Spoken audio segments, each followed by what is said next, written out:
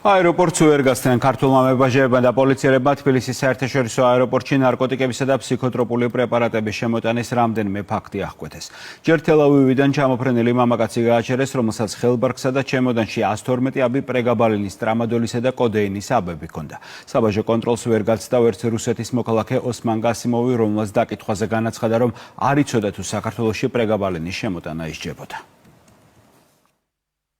თბილისის საერთაშორისო აეროპორტში ჩამოფრენილი მგზავრი ბარგში განსაკუთრებით დიდი ოდენობით ნარკოტიკს მალავდა.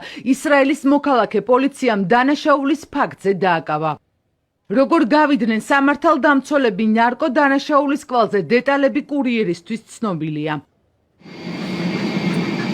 მიქაელ სონიეკაშუა საქართველოში თელ-ავივი თბილისის რეისით ჩამოფრინდა. თან მცირე ზომის ჩანთა ჰქონდა. მებაჟე ოფიცრებმა ხელბარგის საეჭვოდ მიიჩნიეს და დეტალური დათვალიერებისთვის სპეციალურ ოთახში გადაიტანეს. შიგნით 112 აბი პრეგაბალინი იყო დამალული. ამის შემდეგ შემოწმდა ისრაელის მოქალაქის ბარგში ჩაბარებული ჩემოდანიც.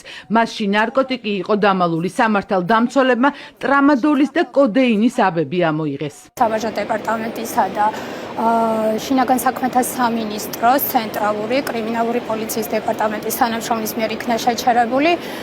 მგზავრი მიჩნეული იქნა საეჭვოდ, დასკანერდა მგზავრის ბარგი და ხელბარგი და შემდგომ დეტალური დათვალიერებისას აღმოჩენილი იქნა ფსიქოტროპული და ნარკოტიკული საშუალებები 360 აბი. საქმე შემდგომი რეაგირებისთვის გადაეცა ცენტრალური კრიმინალური პოლიციის დეპარტამენტს.